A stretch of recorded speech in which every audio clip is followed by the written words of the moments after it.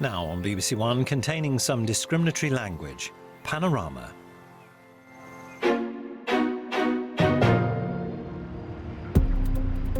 Undercover in a school for children with special educational needs. I've got mental issues, Mimi. Shut up, you little dog. Where staff behaviour is out of control.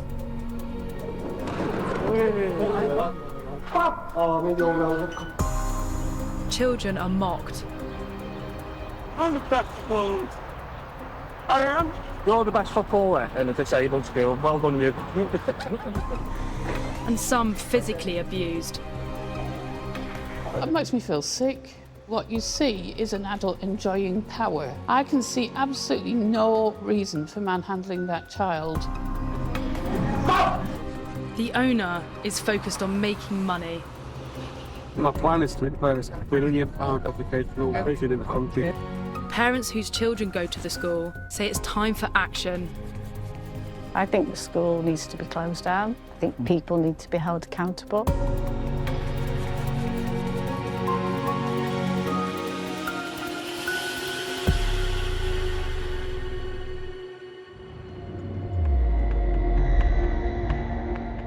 This is Life Wirral, an independent school for boys and girls aged 11 to 18 in the northwest of England. Welcome to Life Wirral, an independent sports school providing a different type of individualised education. Many of the children here are autistic or have ADHD. The school says it specialises in meeting a wide range of needs. Ofsted has rated it good. Sport, health and wellbeing are a huge driver for our students at Life Wirral. The school's promotional videos promise a caring and supportive environment, but we've been told it's anything but.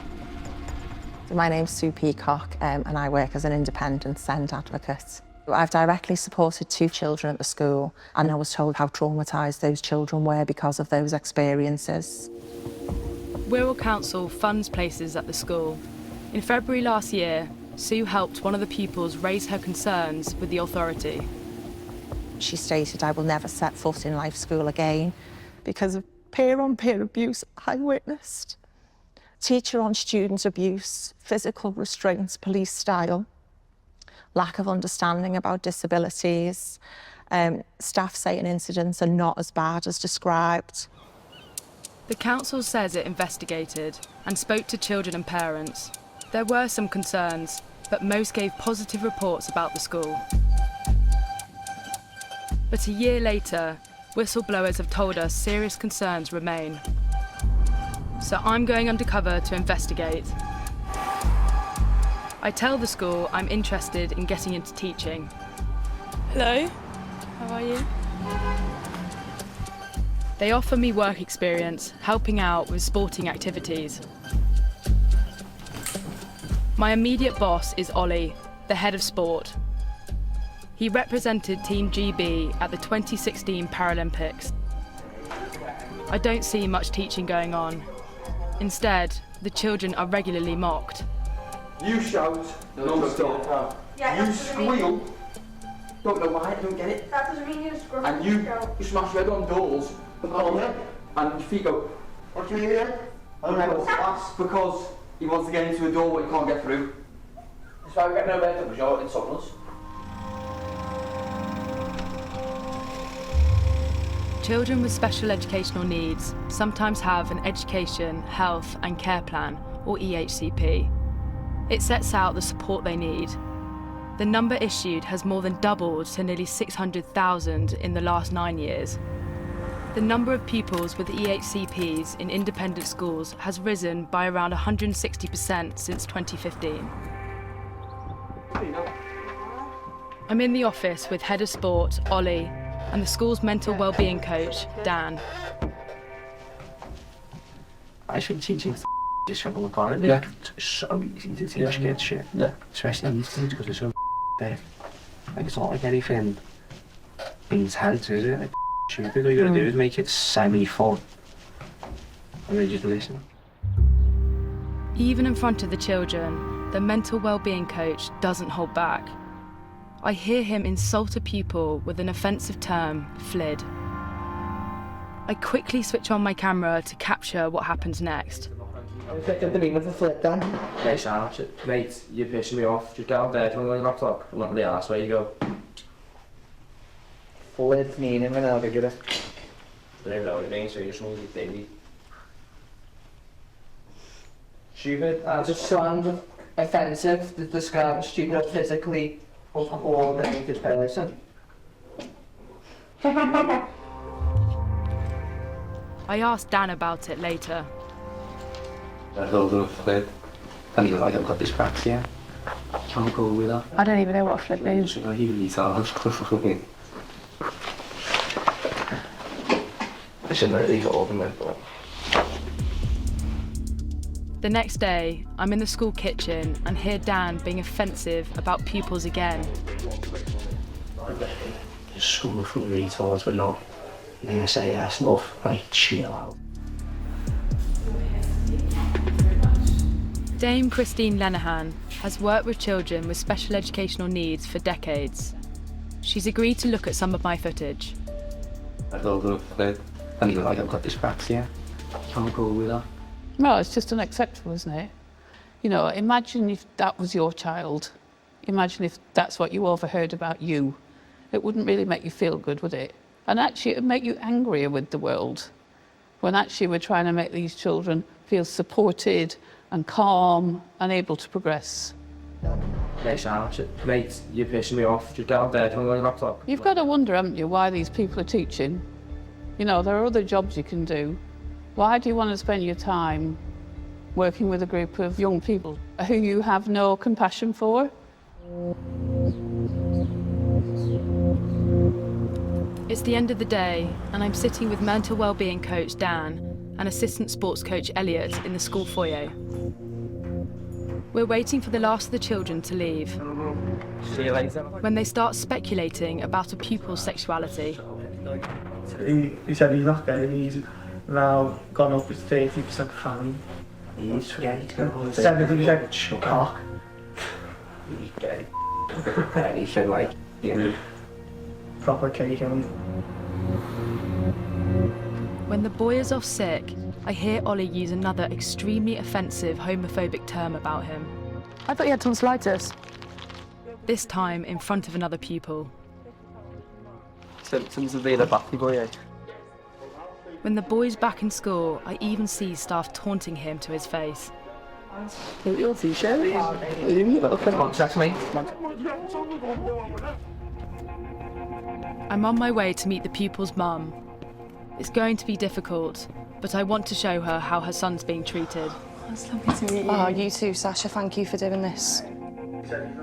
Sarah agrees to watch some of the footage. 70% cock. And says her son is happy for her to talk to us about what's happened. How dare they? It's really hard to watch. Yeah. Really hard. It is. You just don't expect that behaviour from staff, from anybody. You know, especially in a setting where you're around vulnerable children. You just don't expect to see that and hear that language. Absolutely disgusting. Disgusted that I've trusted that school with my son. And I've fought for 18 months to get him somewhere which I thought was appropriate for him, where I was promised the world, and let down, majorly.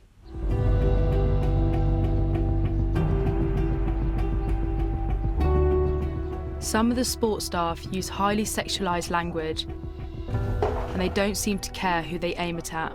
Hello, Ollie. Sasha just hit a itself.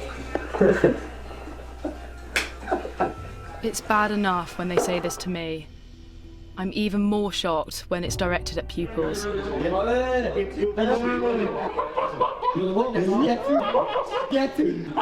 out of this school now. Sket is a really sexist term, and it basically means a woman who sleeps around. The members of staff are passing it off as banter, but It's just absolutely not. Like, it's just horrible bullying.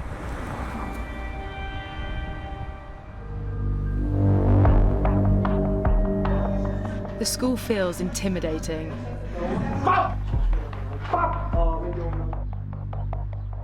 As some pupils are about to be taken home in the minibus, I see one child being manhandled back into the building.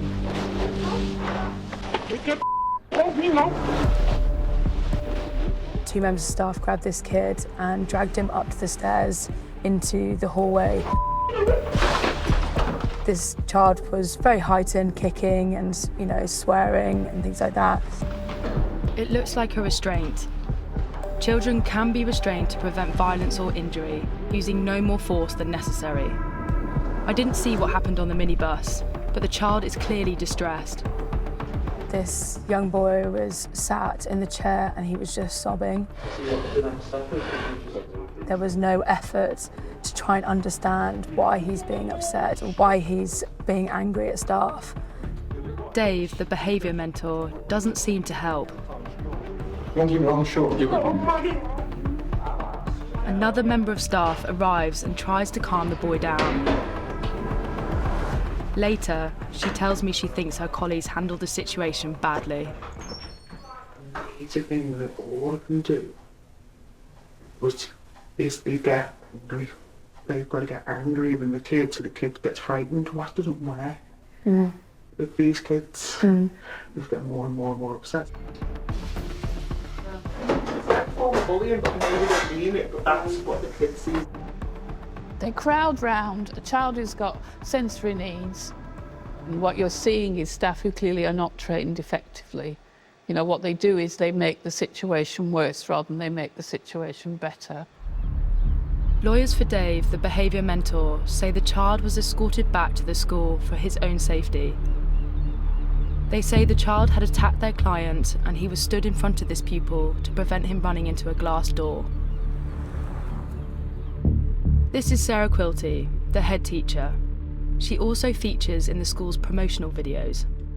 Most of my career I've been working with children and helping children, and it's something I've really enjoyed and get a lot of fulfilment out of. The school she leads charges the local authority a minimum of £50,000 a year per pupil. After a month at the school, she invites me for a chat about how I'm getting on. Oh, come in, Sasha. Thank you. She seems aware the way some of her staff behave winds pupils up. I think you've got that lovely manner with the students that some of our staff can be a little bit aggy with them, you know, and get quite wound up themselves. Yeah. You remain really calm and deal with those situations, which is just key with these students. Thanks for the chat, appreciate it. A few days later, I see Elliot, the assistant sports coach, grab a pupil's head and draw on his face.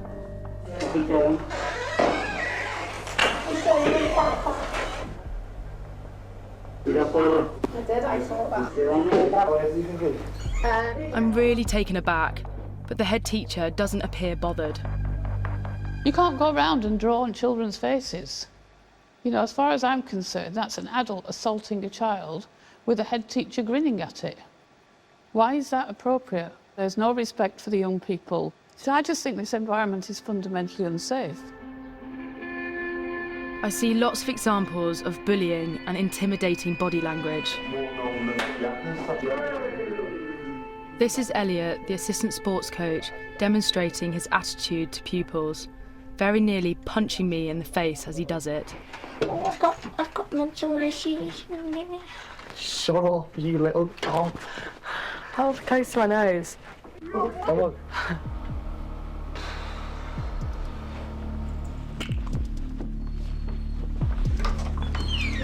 I'm in a classroom with Dan, the mental wellbeing coach, when this happens. Children.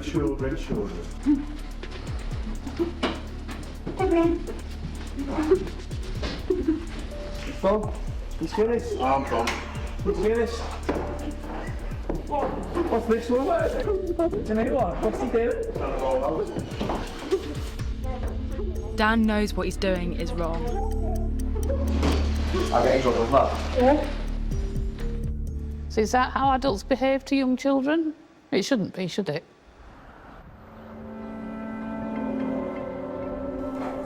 Elliot, the assistant sports coach, is covering an English lesson.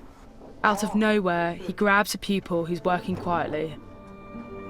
That child is sat there with his headphones on doing what he's meant to do. You must have bring it me.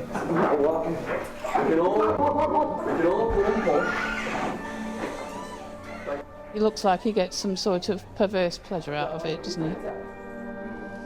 It's really dangerous. You can see him holding the child round his neck.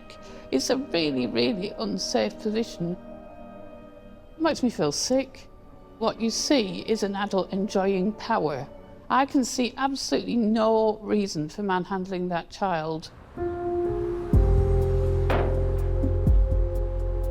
I hear about another pupil who doesn't come into school. Instead, 2 members of staff go to him. I'm told he gets just 2 hours of lessons 4 days a week. They're led by Paul Hamill. He's a sports coach and says he's a member of the senior leadership team. The cost to the local authority, £150,000 a year. The local authority said we can't put him anywhere. So they wouldn't touch him, and they're like super high provision money, they wouldn't touch him. He tells me the school's CEO, Alistair Savaramuto, was eager to take the pupil and the cash that came with him. So whilst I went, I need to go to this business, Paul. He said I need to go to school to do that, I need money.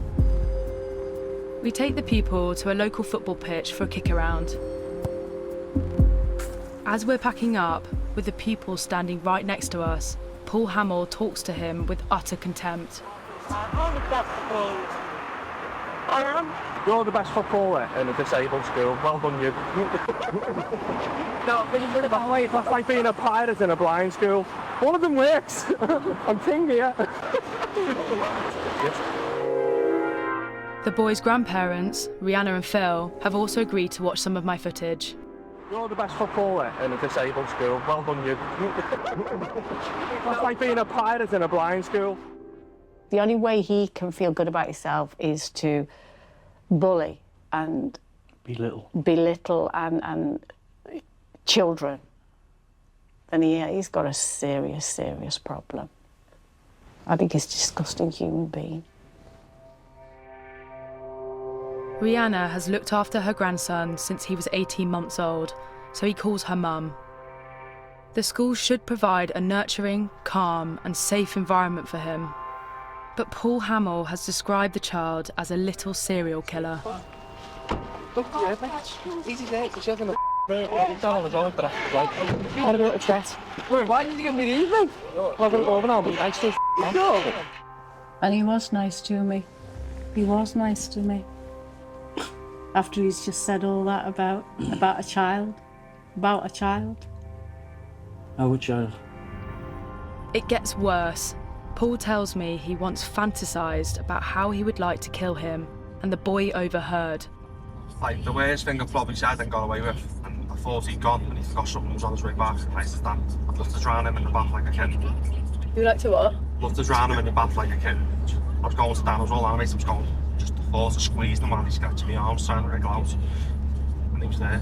I went to help me. And it scares me. Yeah. It actually really scares me. Yeah. Paul Hamill says the boy once smashed up a classroom and threatened him. The man who should know how to deal with behaviour like this tells me he responded with violence. Yeah, I feel all over the place. But on the paperwork it was like, I guided him effectively. I liked him. Like I flipped on the other day, he shit himself. Yes, that's really concerning. Yeah.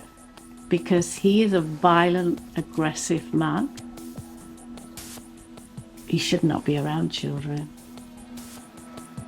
But on the paperwork it was like, I guided him effectively. He knows what the rules are.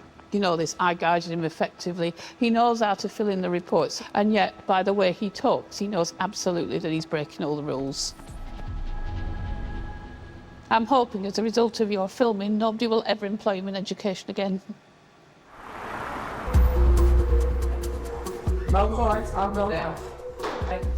The school specialises in sports, so most days, pupils are taken to a nearby leisure centre. Today, the school's CEO, Alistair Savamuto, is driving the minibus. He's a former professional rugby player and used to be chief executive of Bournemouth Football Club. Not only do we want to deliver an education second to none, but give these children every opportunity to flourish and do the best they can. It's to prepare them for life and life after education. On the 20-minute drive, I ask him about the school's funding. So this is the SEND schools funded by local authorities, is that right? All the children from here got EHCPs, Education and Healthcare Plans. So all our fees come from local government. Since Live School opened in 2021, Wirral Council has paid it more than £2.2 million. It's no wonder the CEO wants to expand the Live School brand. Have you got big plans for it, or? 100 schools. 100 schools? Yeah. Oh, really? Yeah, my plan is to make first. When you look at financial terms, first £1 billion educational provision in the country, £1 billion. And he also has big plans for his head teacher, Sarah Quilty. She's going to be the richest head in the country. Is she? Yeah, she's going to be so minted. Thanks, Alistair. Yeah, all right.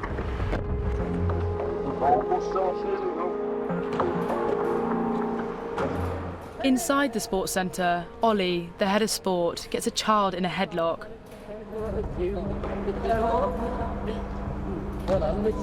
He drags him to the floor, holding him down by his neck.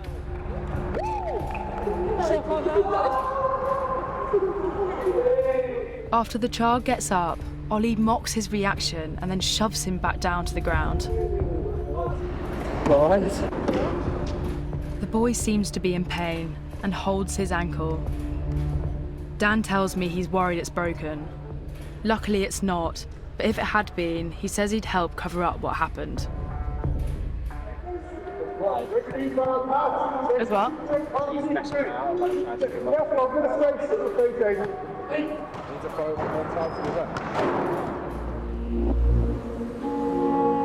I've come to realise, at Live School, this kind of behaviour happens so often people see it as normal. For some staff, it's become a way to control the children. Into being a bit of a bitch, so, which is why I think he's going to stay behaving well. What's going on in this school is really, really shocking.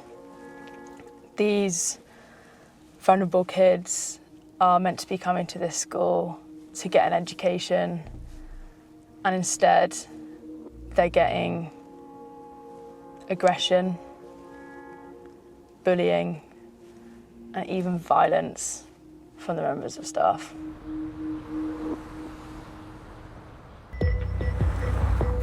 Ollie, the head of sport, says the school is a stressful and a demanding environment, and that he's never harmed a student in any situation that has required physical intervention. Lawyers for Elliot, the assistant sports coach, say he denies threatening or harming any pupil physically. They say he accepts he drew on a pupil's face, denies it was an assault, and apologises unreservedly for any inappropriate behaviour. Dan, the mental well-being coach, says isolated comments in the staff room away from pupils were simply dark humour and a coping strategy. He says he's never had any malicious intent towards pupils, for whom he says he has a great deal of care. We wrote to Head of Operations, Paul Hamill, and Head Teacher, Sarah Quilty. They didn't respond. Lawyers for the school's CEO, Alistair Savamuto, say Sarah Quilty did not see a member of staff draw on a pupil's face. After nearly 7 weeks undercover, it's my last day at the school. I arranged to meet Alistair Savamuto. There are very few rules about the qualifications you need to open a school like his. Here we go. He's at his office. You know, I'm an entrepreneur, I'm a businessman. You know, I'm not a SEN specialist, I'm not a mental health specialist, I'm not a teacher, you know. He tells me he used to be a special constable for Merseyside Police. My nickname was a savage. Savage? Because I was the first in. It's all trouble. In September last year, he was sacked for gross misconduct after failing to declare debts during police vetting. He also tells me he used a police-style restraint on a pupil who was lashing out. He says the child ignored a 10-second warning. And after 10 seconds, I nailed him. Went straight in and he hit the floor faster than he could, because I just did one pressure point and he was gone. Really? Yeah. How'd you do that? It's just on here, you just bring his arms you lock his arms in, and once you've locked himself out, if I get you on the arm and lock you in, Yeah. he hits the floor like that. Like that. Lawyers for Alistair Savaramuto say he denies ever using inappropriate force on or behaving aggressively towards a pupil.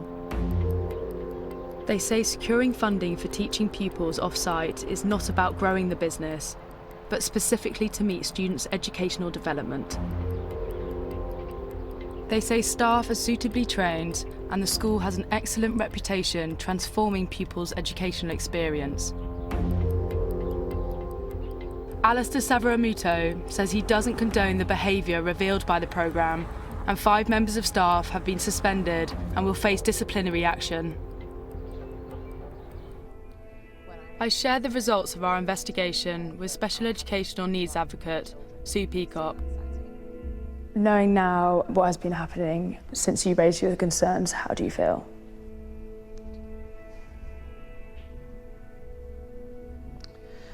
I question whether I should have done more. To hear about the distress of the children, I'm just saddened and disappointed. Following our investigation, Wirral Metropolitan Borough Council says the behaviours outlined by Panorama can only be described as truly appalling. It says the impact on the families of the children is devastating. I do worry when I look at a system that seems to want to be in it with the goal of making money rather than investing for children. There are some really good schools in the private sector, but I'd far rather these children were in their local communities, in local community schools, getting the support they need. During my time at the school, I saw some staff trying to do their best for pupils. But for the most part, I saw children being treated cruelly by the adults charged with taking care of them. There's no excuse, there's no explanation. It's not just one person that's doing this. And it comes from Alistair. I think the school needs to be closed down. Yeah. I think people need to be held accountable. And I think serious investigations need to happen. Certain people need to not be working around children, never mind vulnerable children. Something's got to be done, because for that to carry on, that's going to have damaging effects on the pupils at the school long term. Wirral Council says it's investigating, and Merseyside Police has been alerted. The Department for Education says all pupils have now been removed from the school, and it's in contact with the council to make sure an alternative education is provided. It says it will take enforcement action, including permanent closure, should the school try to reopen.